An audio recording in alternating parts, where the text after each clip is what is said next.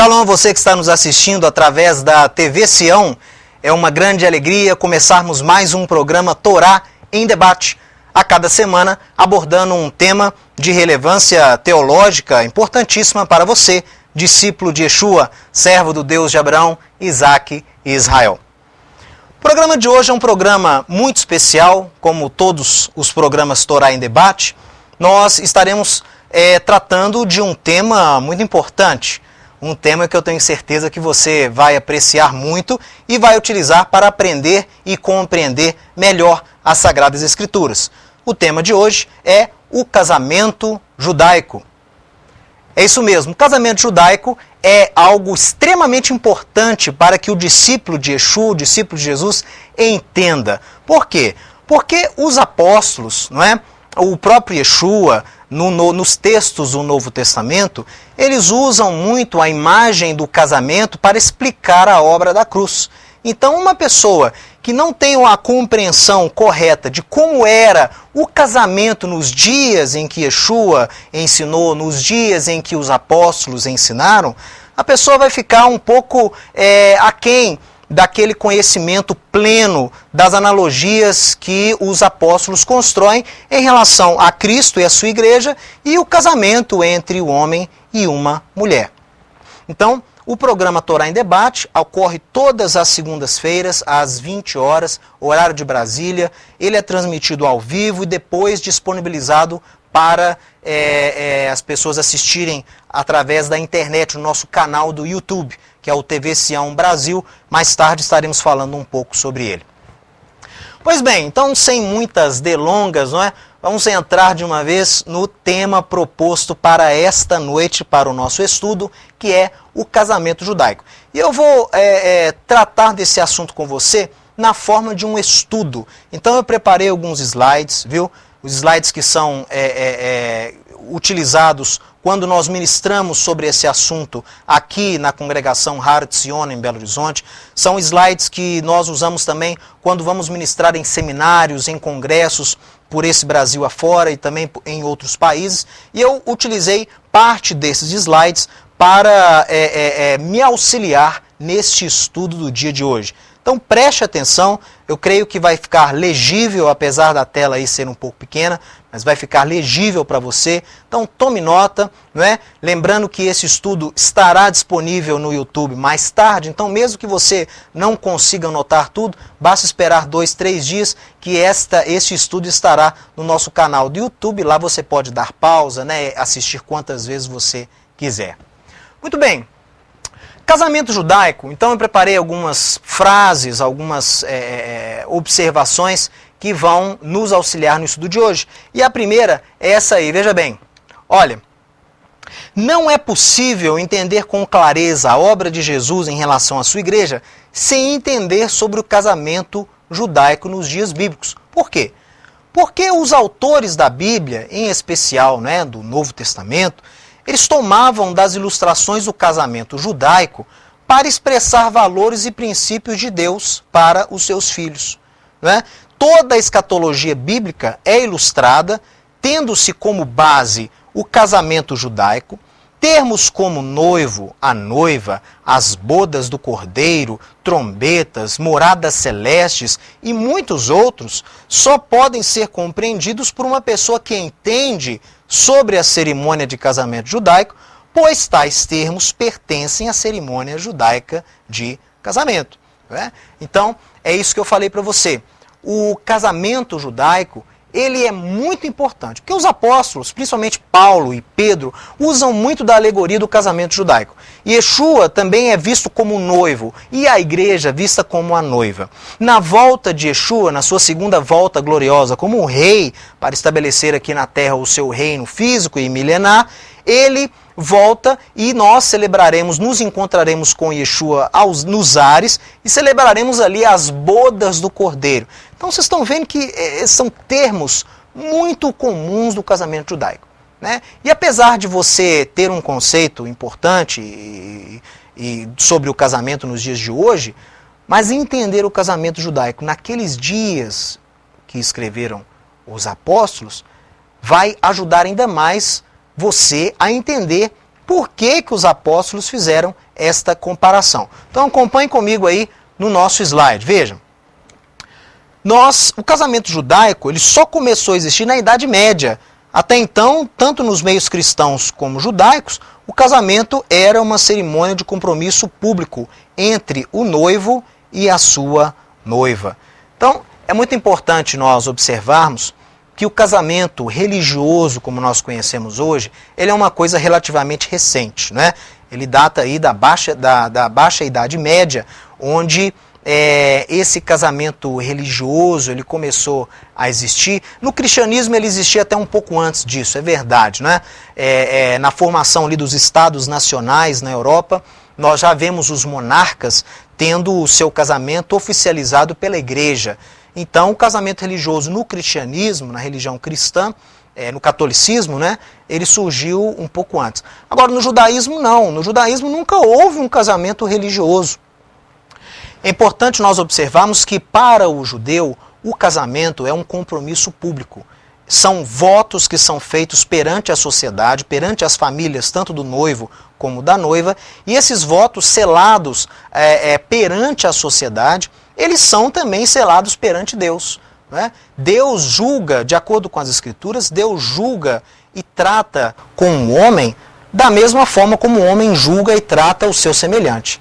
Então não adianta, né, nós dizemos que amamos a Deus. Se você diz que você ama a Deus, mas você odeia o seu próximo, esse amor a Deus não é computado, não é válido para o nosso Deus. A maneira como você trata o seu próximo é tão importante quanto a maneira como nós tratamos a Deus. Tanto é que os Aseret HaDvarim, as 10 palavras ou 10 mandamentos, como são conhecidos no cristianismo, são mandamentos que se dividem entre o relacionamento entre o homem e Deus e o relacionamento entre o homem e o seu próximo. Por isso que no casamento judaico nunca houve uma cerimônia religiosa, porque o que havia na verdade era a troca de votos perante a sociedade e, é claro, uma grande festa para se selar a aliança do matrimônio. Então o casamento foi um compromisso, é um compromisso, e nos dias bíblicos era selado entre as famílias, entre o noivo e a noiva, e esse compromisso público era testemunhado pelo próprio Deus, né? Não tinha uma cerimônia religiosa e uma cerimônia civil, como nós temos hoje. Era apenas um compromisso perante a sociedade, com o aval, né? Com Deus como testemunha, além de toda a sociedade. Então agora nós vamos passar para as fases do casamento judaico. Né? Você pode estar se perguntando, mas casamento não é apenas a cerimônia, a troca de votos? Não. No casamento judaico nós temos fases muito distintas, desde quando o homem conhece a sua futura esposa, a sua noiva, até a consumação do casamento. Então, entender essas fases, você vai ver que vai te ajudar em muito a compreender os ensinos dos apóstolos sobre Jesus, Yeshua e a sua igreja. Acompanhe comigo então na tela as fases do casamento judaico. A primeira fase que nós temos é chamada de Shidduchin. Né? Shidduchin significa escolha. E nós temos uma menção do Shidduchin, né? Um relato bíblico do Shidduchin, lá em Gênesis, no capítulo 24, onde o servo de Abraão, Eliezer, vai buscar, né, uma noiva para Isaac, para Yitzhak, o filho de Abraão. E nós vemos que é nesta fase que o noivo e a noiva se encontram. E no casamento judaico havia, né, um amor, realmente tinha ali como nós dizemos em inglês, um spark, né, uma ignição, algo que é trocado ali naquele primeiro olhar, algo que é despertado no coração do homem e da mulher, e havia um consentimento mútuo. Então é muito importante nós notarmos que no judaísmo essa atração especial, né, do homem pela mulher, ela sempre existiu. No judaísmo, apesar de nós termos a função do shadchan, né, que é do casamenteiro, como nós conhecemos atualmente, no judaísmo sim, há casamenteiras principalmente. Mas o casamento jamais era feito sem um consentimento mútuo, sem a vontade ou o desejo de ambas as partes. Né? No judaísmo, nós jamais tivemos o casamento obrigado, o casamento arranjado. Sim, as pessoas viam, né, casais que poderiam dar certo no futuro, ainda as pessoas, os noivos, como crianças, mas se não houvesse um consentimento mútuo, um amor verdadeiro entre os dois, esse casamento não acontecia. E nós vemos também pela própria Bíblia que todas as uniões entre homem e mulher eram uniões que houve um consentimento mútuo, principalmente no livro de Gênesis, que nós estamos vendo aqui, no casamento dos patriarcas, não é? Nós vemos isso claramente. O homem amando, né, desejando a sua mulher, amando a sua mulher, há aquele diferencial, né, aquele diferencial. Eu não diria um amor à primeira vista, mas é aquela atração realmente, há um interesse pela parte física, há um interesse pelo jeito, né, pelas emoções, pelo gênio. Então, isso tudo serve para atrair o homem à mulher e é considerado como sendo uma primeira forma de amor, uma primeira forma de relacionamento entre o homem e a sua mulher. Vamos acompanhar então no nosso slide que a Torá, ela mostra que o homem é livre para escolher a sua esposa, não existindo uma alma gêmea.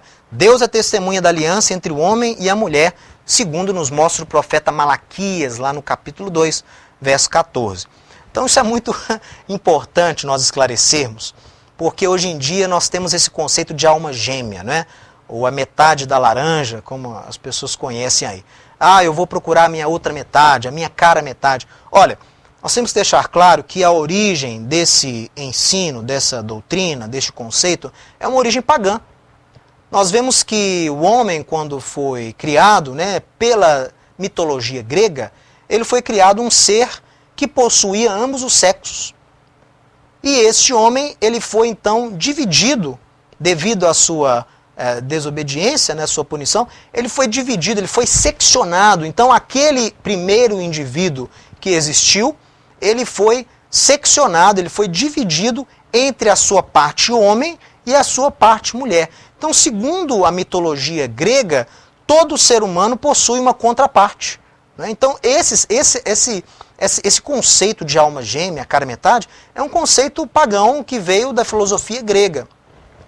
Na Bíblia nós não temos isso. Na Bíblia nós temos homens e mulheres criados à imagem de Deus, e esses homens são livres, possuem livre-arbítrio, não só para adorarem e servirem a Deus, mas também para escolherem os seus cônjuges, né? Isso é muito claro, nós vemos isso na história da Bíblia, e até hoje em Israel isso é levado muito a sério.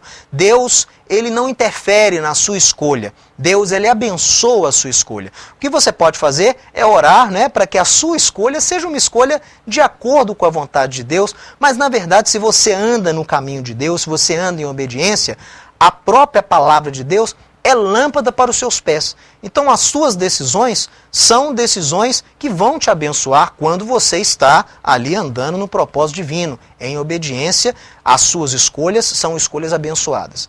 Deus não interfere na sua escolha, mas Ele abençoa a sua escolha e Ele é testemunha da escolha que você faz em relação à sua esposa, em relação ao seu esposo. Não é? Então, isso tem que ficar bem claro, que esse conceito de alma gêmea não existe nas Escrituras. O que existe é uma escolha sincera e honesta perante a sociedade, um compromisso entre duas pessoas de se amarem, se respeitarem e serem fiéis uma à outra, e esse compromisso é testemunhado pelo próprio Deus, como nós tivemos ali no texto do profeta Malaquias. Pois bem, continuando aqui no nosso slide, todo casamento judaico, ele é baseado ele se apoia em 3 pilares. Os pilares são o amor, a fidelidade e a santidade. Então, o amor, a fidelidade e a santidade. Esses 3 são os pilares de um casamento bíblico, à luz das Escrituras. Lembrando aí que fidelidade pode ser um sinônimo de compromisso, de responsabilidade, e santidade é santidade mesmo a Deus, não é? Deus como sendo ali a testemunha e o sustentáculo de toda a união entre o homem e a mulher. E o amor, é claro, né? O amor tem uma função fundamental. Eu sei que algumas pessoas gostam muito de explorar a palavra amor no grego, né? E discorrer sobre as várias palavras, os vários substantivos que existem na língua grega para o conceito de amor. Mas no judaísmo, principalmente no hebraico, não há tanta distinção. Na verdade, no hebraico, amor é um sentimento conciso, é um sentimento sólido e ele é inseparável. É claro que dentro do sentimento amor, nós temos o amor erótico, né? O amor de fidelis, o amor de amizade, nós temos o amor de esposo para com sua esposa. Temos vários aspectos desse sentimento, mas o sentimento é um só. Em hebraico nós dizemos ahavá. Ahavá é o amor, é esse sentimento composto de todas essas facetas que um homem tem por uma mulher e vice-versa, né? Então, esse amor que sustenta realmente um dos pilares do casamento, não é só amor, vocês viram aí, não é? Não é só amor, é amor, compromisso principalmente e santidade. O amor, ele não é um elemento sine qua non para um relacionamento dar certo. É muito pelo contrário. Nós vemos às vezes relacionamentos cujo amor se desenvolve ao longo dos anos e o que sustenta mesmo o relacionamento no início é muito mais o compromisso, a responsabilidade, do que simplesmente um sentimento, uma paixão, né, uma atração. Então, isso é muito claro. E ao passar dos anos, né, num casamento, nós vemos que este amor de amizade, de compromisso, de responsabilidade, né, de amizade, este amor é o que realmente perdura numa relação. Aquela primeira paixão, né, aquela atração física que nós temos pelo nosso cônjuge, ela com o tempo, ela não some, mas ela diminui. E o que realmente é o combustível, o gás ali da união, que a mantém firme, é muito mais o compromisso do que uma emoção, do que um sentimento. É por isso que em Israel nós dizemos, né, até hoje, que o compromisso, a responsabilidade perante o cônjuge e perante a sociedade é o elemento mais importante do casamento. Secundário até mesmo para o amor. Tem um outro elemento também que você vai ver aí no slide, que é a presença do dote. Veja só. O dote era aquela quantia em valor, tá, que era paga pelo noivo ao pai da noiva. Nós temos exemplos disso aí lá em Gênesis 24, verso 22, em Êxodo 22, verso 17. Exemplos desse dote, né? O dote, pessoal, nada mais é do que uma compensação para o pai da noiva por ele estar perdendo a sua filha. Interessante isso, né? Antigamente as mulheres eram responsáveis pelo trabalho, não só da casa, mas pelo trabalho no campo. As mulheres trabalhavam e ajudavam muito, né? Basta ver Provérbios 31, nós temos ali a descrição da mulher virtuosa, né, como a mulher ali no judaísmo é valorizada, como ela tem autoridade para administrar o lar, né, para conduzir os serviços da casa, para conduzir até mesmo os negócios da família. Então a mulher, a filha, um homem que tinha uma filha, essa filha era muito importante, parte daquele trabalho ali. Então quando a filha casava e saía da casa do seu pai, o pai ficava num prejuízo muito ruim, né? Porque a filha era responsável por uma parte do trabalho que ele fazia. Então o dote era uma compensação, uma indenização que o noivo pagava para o pai da noiva para compensar a perda daquela mão de obra maravilhosa que o pai tinha, né? E o dote, ele era até poucos séculos atrás era muito comum. Hoje em dia não existe mais o dote, assim, propriamente dito, pelo menos em Israel, né, e no mundo ocidental isso não é mais usado, mas em algumas culturas arábicas ele ainda é muito utilizado.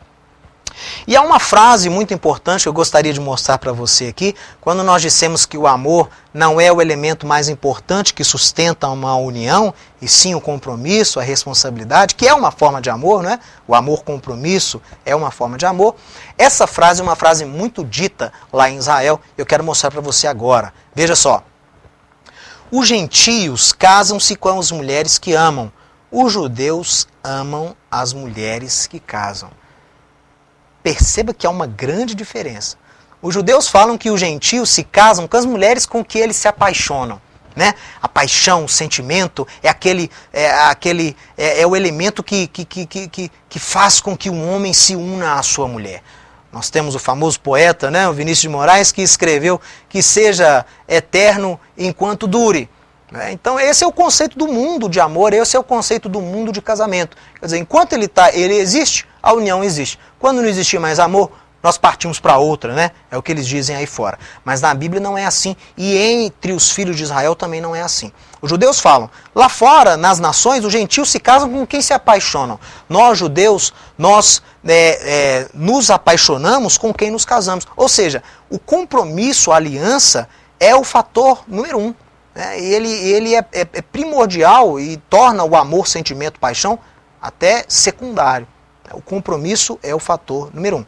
E falando em compromisso, nós temos um elemento, um símbolo, que é o símbolo mor, é o principal símbolo da aliança, do compromisso de casamento entre o homem e a mulher. É o documento que nós chamamos em hebraico de ketubá. É isso mesmo. Ketubá significa contrato, contrato de recebimento, era um documento que o noivo fornecia à noiva. E esse documento continha ali as principais cláusulas da aliança do casamento. Ali o noivo está especificado as suas obrigações, que ele deveria cuidar da noiva, que ele deveria sustentar a noiva, que ele deveria prover para a noiva uma residência, uma família, que ele deveria ser presente, que ele deveria cumprir com as suas funções como marido, que ele deveria ser um marido responsável até espiritualmente também para com a mulher e seus filhos. E neste mesmo contrato, nós temos ali as cláusulas indenizatórias. É isso mesmo. Se o noivo faltasse com algumas dessas obrigações, na própria ketubá, no documento judaico que o noivo dá para a noiva no casamento, está ali listado a multa que ele deveria pagar caso ele descumpra, caso ele seja infiel à sua noiva. Isso existe até os dias de hoje. A ketubá é um documento que existe até os dias de hoje nos casamentos judaicos e é um documento que até os dias de hoje lista a multa que o noivo deve pagar para a noiva caso seja infiel. Lembrando que em Israel, as ketubot, os documentos, são válidos civilmente, né? São válidos para fins de documentos de cartório. Eles têm validade. A minha ketubá, por exemplo, é uma ketubá que foi escrita em aramaico, né? Feita à mão, e ali tem a cláusula, né? Se eu algum dia for infiel, Hasbe Halila, mas se algum dia eu for infiel ali à minha esposa, o montante ali, o valor estipulado para que eu pague a minha esposa Tatiane como indenização é de $500 mil, né? Então tem o valor lá. E esse valor é válido em Israel. Se a minha esposa quiser me processar em Israel, ela pode, usando o documento de ketubá, o qual é assinado pelas testemunhas e pelo rabino que oficializou o nosso casamento. No caso foi o meu próprio pai, Rabino Marcelo Miranda Guimarães. Então tem uma foto aqui para você no nosso slide de uma ketubá. Veja só. Essa aí é uma ketubá. Geralmente ela tem 1 metro de altura, é um documento grande, viu? E é escrita em aramaico, como reza a tradição. Ela é escrita em aramaico, tem o dia do casamento, o nome completo do noivo e da noiva, as testemunhas, né? As obrigações do noivo para com a noiva, e também a assinatura do rabino que oficializa a cerimônia perante a sociedade. Esse documento ketubá, ele é assinado pelas testemunhas. Algumas ketubot são assinadas pelos próprios noivos, mas a maioria é assinada apenas pelas testemunhas. E esse documento, pessoal, geralmente é colocado na casa dos judeus, né? Para que ele sempre, do casal, para que ele sempre olhe ali, né? Quando o marido for brigar com a sua esposa, quando a esposa pensar em dar uma resposta mais assim, inflamada para o seu esposo, para que eles possam olhar aquele documento ali na casa, geralmente na sala, e lembrar do compromisso mútuo que há entre o noivo e a noiva. Então a ketubá é um documento que existe até nos dias de hoje. Bem, então a primeira fase do casamento judaico é a fase do Shidurim, que é a fase da escolha, onde o noivo encontra com a sua esposa pela primeira vez. E depois disso eles vão formalizar o que nós chamamos de eruzim. Eruzim é o noivado, isso mesmo, aí que vem o conceito de noivado. O que seria o eruzim? Vou mostrar para você aqui na nossa transparência. Veja só. O eruzim é o primeiro contrato de promessa e condição. Então, é um tempo que marca uma primeira aliança entre o noivo e a noiva. Eles assinam a ketubá, né? É apresentado o documento que eles usarão mais tarde. É selada a aliança do noivado entre o noivo e a noiva perante as testemunhas, né, com o cálice de vinho, com o kiddush. É feita uma cerimônia de kiddush e o noivo e a noiva bebem de um mesmo cálice de vinho e esse cálice sela o início desse noivado. Quanto tempo geralmente demora o noivado bíblico, o noivado judaico nos dias de hoje? Entre 1 a 2 anos, varia entre 1 a 2 anos. E essa cerimônia era feita debaixo da rupá. Rupá é um canópio, tá? É um canópio que era armado, geralmente era um talite armado, um pano armado, onde os noivos ali se colocavam debaixo, davam a bênção do vinho, bebiam aquele vinho e o noivo assumia o compromisso com a noiva de retornar num prazo estabelecido pelo pai do noivo, e nesse retorno ele tomaria então a noiva aos seus aposentos e consumaria o casamento. Então o noivado, o erusim, era dessa fase. O noivo fica responsável, veja aí, por preparar o novo lar e adquirir um trabalho que lhe garanta sustentar a noiva e a futura família. A noiva, por sua vez, também tem obrigações, veja aí. A noiva fica responsável por se manter fiel, imaculada, preparando-se, separando-se e ataviando-se para o dia da festa, para o dia das bodas e dos votos perante a sociedade. E esta cerimônia era feita sob a rupá. A rupá, nós temos menção dela aí em Salmos 19, verso 5, e no livro de Joel, capítulo 2, verso 16, se você quiser depois acompanhar. Então nós vemos, pessoal, que é um compromisso mútuo, né, feito ali perante a família do noivo e da noiva.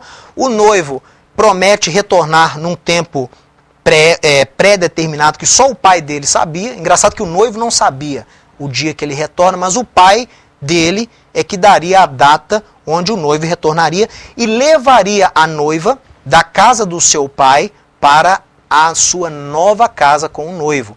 Ali, diante da sociedade, debaixo da rupá, eles tomariam do mesmo cálice que eles usaram no noivado, assinariam ou leriam mais uma vez o contrato de casamento e, nesse momento, a aliança do casamento era selada diante da sociedade, consequentemente diante de Deus.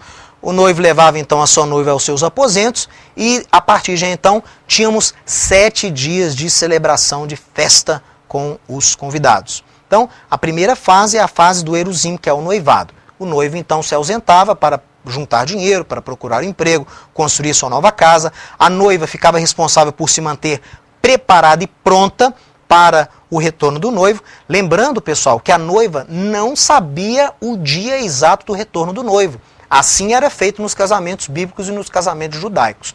A noiva sabia mais ou menos a época que ele voltaria, mas o dia exato a noiva não sabia. Então era sua obrigação se preparar, se manter pura, imaculada, se manter ataviada, né, próximo ao retorno do noivo, porque ela não podia ser pega de surpresa. Ela não podia ser pega de surpresa. Então ela tinha que estar preparada para o retorno do noivo, onde iria buscá-la e oficializar a segunda fase ou terceira fase do casamento judaico, que nós vamos ver agora, que é a fase do Nessuim. Então acompanhe aí comigo a fase Nessuim, que é o casamento propriamente dito. Veja só. O Nessuim era a terceira fase, né? Considerando que a primeira, o Shidurim, foi o encontro, o Erusim, o noivado, Nessuim, o casamento. Olha só. E Nessuim em hebraico significa carregar. Era o reencontro do noivo com a noiva após um período de 1 a 2 anos. Apesar de saber da época do retorno do noivo, só o pai do noivo sabia a data e a hora exata do seu retorno. Era o pai que ia saber se o filho estava pronto ou não. E como é que acontecia esse retorno? Acompanhe aí comigo. O noivo, carregado pela sua comitiva, entrava na cidade da noiva em direção à casa da noiva. E tocadores de chofar, chifres de carneiro, iam à frente do noivo, anunciando a chegada dele. Eles iam pela cidade tocando o chofar, anunciando que o noivo tinha chegado. Quando o noivo chegava na casa da noiva, com a sua comitiva, dançando e cantando pelas ruas, né?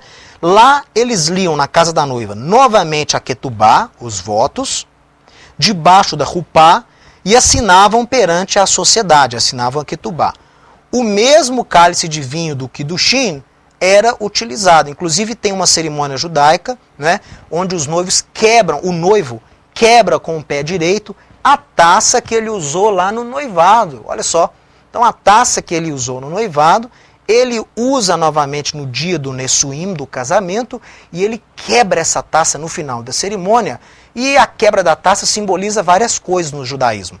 Simboliza, primeiramente, a vida passada do noivo e da noiva. Então, a partir daquele momento, as nossas vidas passadas, tanto do homem e da mulher, não existem mais. Está se construindo uma nova vida a dois. A taça que é quebrada também simboliza a destruição do templo. Então, é um luto que nós lembramos da destruição do templo, né, do segundo templo, lá no ano 70 depois de Cristo, pelo imperador Tito, pelos romanos. Então, lembramos também uma forma de luto, de memória a Jerusalém e ao templo que foi destruído. Logo depois, então, acompanhe comigo, havia 7 dias de festa. Esses 7 dias de festa eram chamados de bodas. Temos um exemplo de bodas lá em Juízes, no capítulo 14. E a Ketubá, né, o documento, nesse período do noivado até o casamento, ele poderia ser anulado. Você sabia disso? Acompanhe comigo, olha. O contrato poderia ser quebrado através de um get. Get em hebraico é carta de divórcio. Está lá em Deuteronômio 24, quando Moisés dá aos filhos de Israel a famosa carta de divórcio. E essa carta de divórcio, ela existia caso as partes, uma das partes, não tivesse cumprido a sua obrigação contratual. Ou seja, se o noivo não tivesse encontrado uma casa, um sustento, e não provesse amor à noiva, e a noiva, se ela não estivesse preparada, imaculada e separada, esperando o retorno do noivo. Então, é interessante, pessoal, nós lembrarmos que a carta de divórcio é algo que Deus prescreve na Torá por uma fatalidade, né? Foi uma fatalidade num caso de infidelidade matrimonial, quando há infidelidade matrimonial, quando há ameaça à vida, né?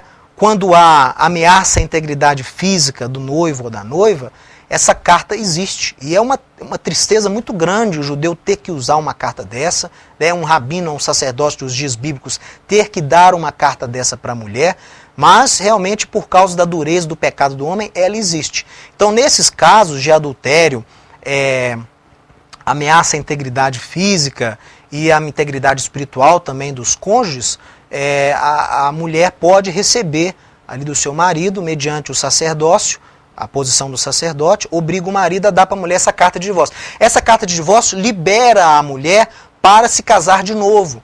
Então a mulher não estaria sujeita àquela primeira ketubá.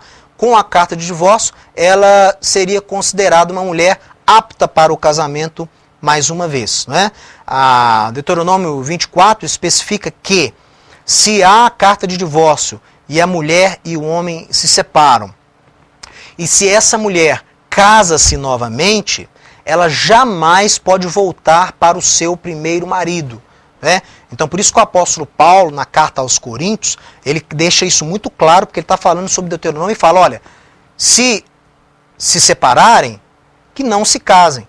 Porque se casarem novamente, tanto o homem quanto a mulher, aquele primeiro casamento ele já não existe, ele jamais pode ser reatado. Isso para Deus é abominação. Então, se você separa-se da sua esposa, o motivo, não importa agora qual seja o motivo, se você separa de sua esposa e se você se casa de novo e ela também, jamais vocês podem voltar. Não, esse é o mandamento bíblico, porque para Deus isso é abominação. Eu sei que é um tema polêmico, não é aqui o tema do nosso programa. Só estou dando uma luz a essa questão que é muito mal interpretada hoje nos ambientes cristãos evangélicos, né, por causa do alto índice de divórcios e separações que há nos meios eclesiásticos da igreja protestante e também católica. Mas a Bíblia é uma só, não há meia verdade, não há meia lei, a lei é clara, a Bíblia é clara, Deus é claro e específico, e nós deveríamos nos voltar mais à palavra de Deus como sendo autoridade maior para as nossas vidas e parar de ficar tentando achar aí brechas ou tentar dobrando as leis de Deus para que elas se encaixem nas nossas vontades carnais. Né? Então a lei é muito clara E Deuteronômio 24 e o apóstolo Paulo também falam sobre essa lei do casamento, especificamente da lei do divórcio. Bem, agora eu preparei para você algumas fotos, né? Você está perguntando, mas como é que deve ser um casamento judaico nos dias de hoje? Preparei algumas fotos para você, observe aí. Essa primeira foto mostra um casamento judaico. Vocês estão vendo ali a rupá sendo segurada, tá vendo? Uma rupá bonita, azul, o noivo e a noiva. Esse deve ser até um casamento de famílias mais importantes, porque eu estou vendo aqui o noivo usando uma cartola, né? E o seu padrinho também, olha que bacana. Então, um casamento de pessoas mais ricas. Na segunda foto, nós temos ali um casamento mais simples. Há também a rupá, né? O noivo e a noiva estão bebendo do cálice. Esse é o cálice que inicia a cerimônia do Nessuim. Não é o cálice que é quebrado. O cálice que é quebrado, ele é usado nas 7 bênçãos. Ele é usado no final da cerimônia, onde é quebrado o cálice do noivado. E essa foto aí sim, olha, mostra o noivo quebrando com o seu pé direito a taça de cristal usada no noivado. Ele está quebrando ali a taça. E essa última foto mostra a famosa dança das cadeiras, que é uma dança muito comum nos casamentos judaicos, onde durante a festa, né, os noivos ali são carregados nas suas cadeiras e dançam juntamente com os seus convidados. Muito bem, vamos ver agora a relevância desse casamento judaico para o nosso estudo da Nova Aliança. Sem perdermos tempo, acompanhe aí comigo. O casamento judaico ilustra o relacionamento de Yeshua com a sua igreja. Os crentes em Yeshua foram escolhidos para serem a sua noiva, lá em Efésios 1, capítulo 1, verso 4. E o apóstolo Paulo até se identifica como um shadchan, um casamenteiro. Lá em 2 Coríntios, capítulo 11, nós temos o apóstolo Paulo dando uma de casamenteiro entre a igreja e Yeshua, o noivo. Ele é que prepara a noiva para receber o noivo com os seus ensinos, né? Depois você pode ler 2 Coríntios capítulo 11. A ketubá, contrato, é a própria Bíblia. E lá contém as cláusulas e as normas para a noiva e para o noivo. Então, a ketubá nossa é a própria Bíblia. O nosso período de Shidurim, a escolha, foi feita pelo próprio Deus antes da fundação do mundo, que já nos escolheu para a noiva do seu filho Yeshua. Como acontecia nos dias antigos, o contrato pode ser quebrado, viu, pessoal? O amor apenas não é suficiente para que o casamento aconteça. Aí eu listei alguns textos de João, de Lucas e de Mateus, onde Yeshua diz que aquele que não tem os mandamentos dele e não os guarda, não ama. Então, Yeshua, é claro, só o amor não garante a salvação de ninguém. Tiago é muito claro quando fala isso. Amor, fé, sem obra é morta. O amor sem obediência não é válido. Yeshua fala isso em várias passagens que você está vendo aí na tela, que você viu algumas referências comigo, né? João no capítulo 14, verso 21, aquele que me ama, aquele que tem os meus mandamentos e os guarda, este é o que me ama. Então, da mesma forma como lá no casamento judaico, o contrato podia ser quebrado caso a noiva não se encontrasse imaculada durante o retorno do noivo, e caso o noivo também não cumprisse com as suas obrigações, nós também podemos ter a nossa aliança de casamento quebrada por nossa causa, pela nossa infidelidade, né? Pela nossa falta de obediência aos mandamentos de Deus. Tudo isso prejudica e pode afetar em muito e até mesmo anular a aliança que nós temos com o nosso Deus. A obediência é uma demonstração do amor. É claro que apenas por obediência o amor não é visto, mas sem obediência o amor não é comprovado. Então isso deve ser bem claro, é um ensino que é muito ausente nos meios evangélicos e cristãos, mas que é bíblico, e Yeshua foi categórico ao afirmar, quem não guarda, não obedece os mandamentos de Yeshua, não está demonstrando amor. Demonstra amor não é aquele que fala que ama, é aquele que ama e assim demonstra esse amor obedecendo os mandamentos de Deus, andando nos caminhos do nosso Deus. Bem, nós temos também uma comparação aí no nosso slide do Eruzim. Olha só, o Eruzim, que é o período noivado, foi celebrado entre Yeshua e a sua igreja na última ceia. Olha que bacana. Então aquele noivado com um brinde do cálice de vinho foi feito por Yeshua lá na última ceia.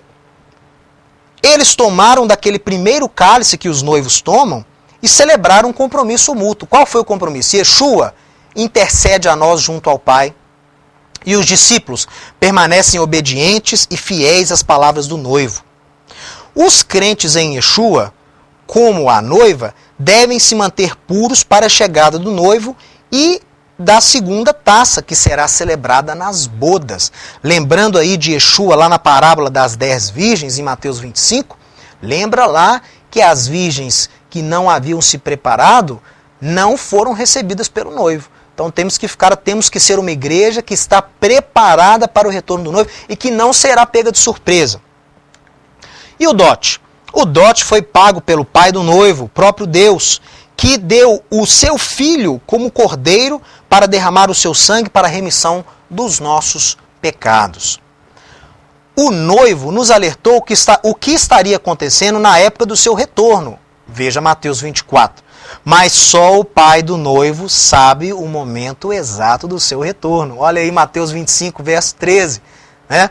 Então nós temos que a imagem do casamento judaico, só o pai sabe o retorno exato, o dia, o momento exato da vinda do filho. Nem mesmo Yeshua sabe. E ele ainda hoje não sabe. Né? Por quê? Porque só o pai sabe do retorno do filho. E Yeshua também volta ao som do shofar. Olha ali, o famoso texto lá de 1 Tessalonicenses 4, versos 16 a 18, nos mostram exatamente isso, que ao som da trombeta, que no original é shofar, o noivo voltará para buscar a sua noiva, que somos nós, a igreja. E aí, as bodas, as festas do casamento com o nosso noivo serão celebradas com a noiva e muitos convidados. Basta você ver aí em Apocalipse capítulo 19, fala dessas famosas bodas do Cordeiro que nós tanto aguardamos. Pois bem, pessoal, nós vimos então um breve resumo do casamento judaico. Eu tenho certeza que você, depois desse estudo breve, já está entendendo bem melhor, não é, a relação de Yeshua com a sua noiva, dos ensinos apostólicos, do apóstolo Paulo, de Pedro, em relação à noiva, que somos nós, a igreja, e o Messias, que é chamado de noivo. E nós queremos então encerrar esse programa Torá em Debate de hoje. Já estamos no tempo, nosso tempo já está esgotado, e eu quero convidar a você a assistir todas as segundas-feiras. Nós temos aqui nos estúdios da TV Sião, com transmissão ao vivo, nós temos o programa Torá em Debate. Então a cada semana nós temos um tema diferente. Se você quiser contribuir com uma sugestão de um tema para ser abordado aqui no programa, basta você nos escrever. Escreva para tv@ensinandodesião.org.br tv@ensinandodesião.org.br. E nós então vamos finalizar o nosso programa Torá em Debate, convidando você para assistir mais de 1000 horas que nós temos de estudos bíblicos gratuitamente na internet. Você sabia? O Ensinando de Sião tem mais de 1000 horas de estudos gratuitos armazenados na internet. Basta você acessar o nosso canal no YouTube, que é esse site que você está vendo, youtube.com/TV Sião Brasil. Então esse é o canal do Ensinando de Sião. Você vai digitar youtube.com/TV Sião Brasil e lá você vai ter acesso a centenas de vídeos com os professores do Ensinando de Sião tratando de temas variados. Eu também quero convidar você a estudar comigo. Venha estudar no CAPS, o Centro Avançado de Teologia Ensinando de Sião. Basta você entrar no nosso site www.cats.com.br e ter acesso a todas as informações sobre o nosso curso. Inclusive no site que você está vendo aí, você pode assistir uma aula de demonstração. Você pode ver como funciona o nosso curso à distância, com vídeos de alta qualidade, material didático gratuito. Você pode baixar o material didático, recomendação de leitura, fóruns temáticos, participação dos alunos, interação com os professores. Enfim, o CATS é um curso único. Nós já estamos com mais de 100 alunos matriculados, né, essa primeira turma do CATS. Estamos na disciplina na 11ª disciplina no nosso curso do CATS, não tem pré-requisito, então você pode entrar a qualquer momento no nosso curso, basta você completar o ciclo de 30 disciplinas, no momento estamos na 11ª. Então, acesse o nosso site hoje mesmo, cates.com.br, dê uma olhada no curso, eu tenho certeza que você vai gostar muito. O que nós estamos oferecendo, o que o Ensinando de Sião está oferecendo ao corpo de Cristo é único. Não há um curso desse parecido aí fora, não há um seminário que trata dessas coisas que nós tratamos no CATS, que é esse contexto original das Escrituras. Então, vale a pena estudar com os professores do Ensinando de Sião e com grandes rabinos e teólogos de Israel e dos Estados Unidos também. Muito bem, você pode entrar em contato conosco, né, através do nosso e-mail, tv@ensinandodesião.org.br, ou se quiser saber do que acontece aqui no Ensinando de Sião, se quiser saber das últimas novidades, basta acessar os nossos canais aí na internet, no Facebook, basta você digitar Ministério Ensinando de Sião, estamos lá no Facebook, ou no Twitter também, @ensinandodesião. Tudo junto, né? Você vai acompanhar ali as últimas novidades, convites, cultos especiais, ministrações que são transmitidas. Então, associe-se aí no Facebook, torne-se um seguidor do Ensinando de Sião, também no Twitter. Eu tenho certeza que você vai ser grandemente abençoado. Muito bem, eu gostaria de agradecer a sua presença no nosso programa Torá em Debate, agradecendo aqui também aos alunos do CATS que participaram, enviaram seus comentários, suas perguntas e suas sugestões, e quero convidar você para assistir o nosso Serviço da Torá, que será neste sábado, neste próximo sábado, às 10 horas da manhã, início da transmissão do nosso Serviço da Torá. Basta você acessar o site www.tvsião.com neste próximo sábado, às 10 horas da manhã, horário de Brasília. Nós teremos a ministração da Paraxá da semana e você poderá ver como era um culto, um serviço dos dias de Yeshua. Você pode ouvir e ver o que Jesus e os apóstolos cantavam na língua hebraica, o que eles oravam quando eles iam à sinagoga, segundo era o costume deles todos os sábados.